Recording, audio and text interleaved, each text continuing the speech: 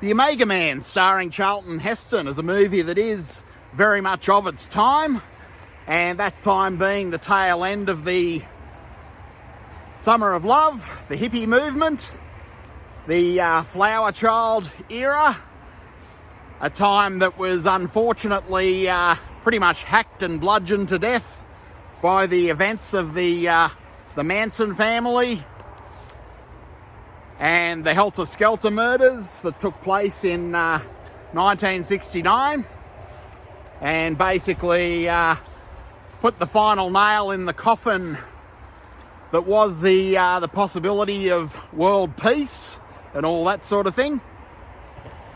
So this one is a movie that is very much of its time, of its era.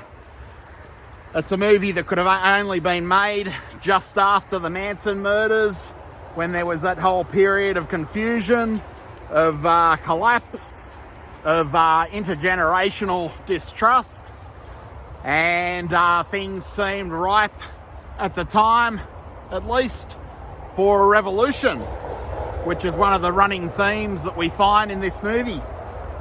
So Charlton Heston basically plays a scientist, I believe he's a colonel, called Robert Neville, and he is the last man on Earth after a strange and unusual epidemic has either killed everyone on the planet or turned them into these strange albino-like characters who operate best in darkness, whose eyes are very sensitive to the light, who are erratic in their behaviour and seemingly wish to do nothing more than exterminate the last man on Earth, who is Robert Neville. So Neville is, I guess you'd say, this conservative type of fella. He lives his days in an unusual obsessiveness of nostalgia, and basically he's beginning to unravel. He's losing his mind. He lives in a fortified abode in Los Angeles. He plays chess with himself. He listens to classical music. He drinks brandy. All of the accoutrements, I guess you'd say, of a polite, conservative, older society. And a society that has fallen by the wayside. A society that's outlived its usefulness. A society that's obsolete. And a society that's very much dead. And Neville is the last remaining example of that. The last man on Earth, as it were. And we see him throughout the movie basically unravelling. His entire life is... His evenings are made up of, as I said, solo chess or solo cards, listening to music,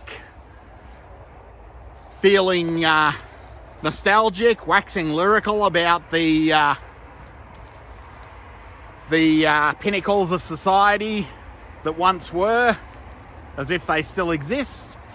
And he basically spends his days hunting and prowling the streets of Los Angeles, the darkened basements, the darkened buildings, the darkened warehouses, trying to find these albino-like abominations, as he considers them, who are led by a guy called, I believe, Matthias, maybe. They are called the Family, which isn't exactly an accident. The Family, of course, is a reference to the Manson family, and there's also echoes of the Jim Jones cult with the Family in this movie. The leader of the cult, Matthias, I believe his name is, does remind me a lot of Jim Jones in the way that he speaks, and especially the way that he preaches. So he's a little bit Manson, a little bit Jim Jones, as opposed to a little bit country, a little bit rock and roll. And his main aim in life, as he controls the evenings with the Family, is to try and gain access to Robert Neville's compound and extinguish something that he sees as an abomination. So quite an interesting cross-cultural movie, to say the least. Both our protagonist, Robert Neville, and our antagonist, Matthias, the leader of the family, do have a similar agenda, and that is annihilating someone that they believe is an abomination of nature, something that shouldn't exist, and it is an existential clash, if you will, between the two. Neither of them sees the irony of this. You've got the guy who's the last vestige of the old world, a world that's obsolete, a world that's dead. And then on the other hand, you have these new custodians, the family, who also don't see the irony in wiping out the last example of an endangered species, I guess you'd say. So it's a movie with a lot to say. At its heart, a lot of different themes. The main theme of this one is, of course, revolution, I guess you'd say. And how revolutions begin when a previous system reaches its nadir, I guess you'd say, of corruption, and the rot sets in, which is what's happened to the world of the Omega Man, of Robert Neville. He's the last vestige of a corrupt world that's apparently been selected for extinction. And the revolution has begun, of course, with these young people, these albino type people who own the night, and they've all got long hair and afros and so on and so forth. And they very much represent youth in the movie, whereas Neville, which wasn't out of place for Charlton Heston at the time, because he was usually playing these cranky middle-aged men, or cranky old men, or cranky middle-aged men that looked old. And Neville, of course, represents the older generation that are clinging on to prosperity and won't let go till their dying breath. So it is a movie that resonates probably now more than ever, where we have a situation where you do have the ultimate generational warfare brewing between the younger generation and the baby boomers. The baby boomers, of course, believe that they've worked hard for everything they have and that they deserve it, and they aren't letting go without a fight. And the younger generation feel that their future's been flushed down the toilet effectively. So the themes of the Omega Man do resonate, perhaps more than ever, with what's going on in the current, I guess you'd say, culture wars, intergenerational wars, cost of living crisis, and so on and so forth. This movie does resonate now as strongly, or even more strongly, than it ever did. Arguably, it's even more appropriate now, more resonant now than it was in those dying stages of the Summer of Love, the dying stages of the whole hippie movement in 1971, when this movie was made, when the kids of the time believed that the world was going to change for the better. But you did have institutions hunting them down wherever they slept at the same time. So as I do grow older, become more self-aware, this is a very different movie to what it was when I was a kid. When I was a kid, of course, I was entirely rooting for Neville, wanted him to kill those stinking albinos who looked like they didn't wash or cut their hair or anything like that. But as I do get a bit older, a bit more self-aware, things become more complicated about the Omega Man. And the goodies and the baddies, the heroes and villains aren't so clearly identifiable.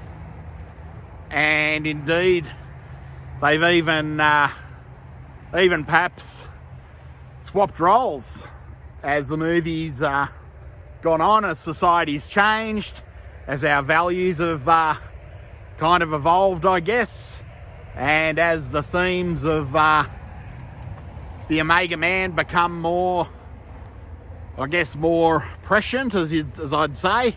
Whereas when I saw this decades ago, it was in more prosperous times and it perhaps hit a little differently. Neville did seem like the hero of the piece, whereas now he does seem a lot more like the villain of the piece to an older, hopefully more wiser me, and an older, hopefully more wiser you. So this one was adapted from the Richard Matheson novel, I Am Legend, as was the Vincent Price movie, Last Man on Earth. And to say the least, the Omega Man is completely different in tone, different in feel, different in theme to either the novel or the Vincent Price adaptation, where things were more cut and dried. And it remains a pretty cool, I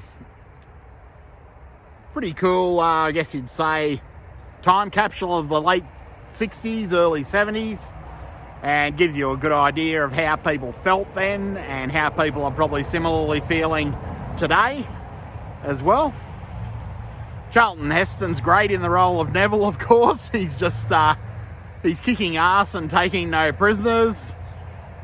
And even when he finds out that, spoiler alert, he isn't quite the last man on Earth, he still has this fair degree of arrogance about him and the way that he views a world that really has moved on without him in more ways than one. So if you haven't seen The Omega Man, I'd highly recommend it.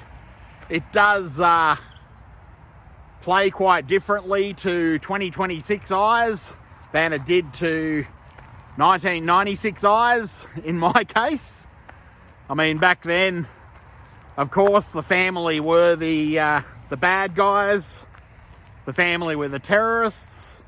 The family were the ones that a younger version of me probably thought should be rooted out and exterminated as quickly as possible by Neville with his submachine guns. But an older me, 2026 me, has softened somewhat in my thoughts about the family and Matthias and their motivations. And really their motivations are probably at least equally as justified, perhaps even more justified than the motivations of Charlton Heston or Robert Neville in this movie. So it is one of those cool movies that does have something very different to say at every junction of your life, at every junction of society. It probably plays quite differently in a, well, I know for a fact it plays quite differently in an economically prosperous time to how it plays during a economic downturn, which is where we're at now, in a period of potential revolution and all that sort of thing. Your sympathies are going to lie quite differently to where you think they will, especially if you haven't seen this movie in a lot of years. So it's one well worth seeking out. If you haven't seen it in quite some time, it's even more interesting to watch again, because you'll find that your loyalties, your sympathies do lie quite differently to where they may have when you saw this as a 13-year-old kid or a 16-year-old kid or a young man or woman. And you'll find that the family are more sympathetic than they perhaps were when you saw this film in another time and place, which seems to be what the filmmakers intended, seeing this one again with more mature eyes and hopefully a more mature brain. So, The Omega Man, adapted from the novel by Richard Matheson, I Am Legend, which comes highly recommended as well. The themes are quite different to the movie, and The most faithful adaptation, of course, to that novel still is the Vincent Price movie, The Last Man on Earth, which is also a good one to check out. Last Man on Earth's in the public domain, so you can find it pretty easily on YouTube. The Omega Man's a little more difficult to see for free, I guess. Your best chance is probably hunting it down on physical media, hunting it down quite like Neville hunts down the members of the family. So a film with a lot to say about the late 60s, the early 70s, about the concept of revolution, about class struggles, about intergenerational struggles, and yeah, chock full of so much social commentary, you may well choke on it. But worth the hunt. Film that's worth the hunt, worth tracking down and worth checking out nonetheless. So if you enjoyed this video, by all means, please like, share and subscribe. I try to upload these once or twice a week, time permitting. And I try to have a bit of fun with these videos, as with the one today. I guess a bit of it's doom and gloom, but it's a little bit hard to avoid that altogether nowadays. A little bit hard to stick your head in the sand nowadays. So that social commentary is going to kind of leach through in regard to the world today quite often with some of these movies. So I hope that's okay. And I'm off to head home before it gets dark and before the Matthias and the members of the family hunt me down like a dog. So until next time, as always, do a brother a favour, like, share and subscribe. And as always, stay safe, stay happy and take it very easy.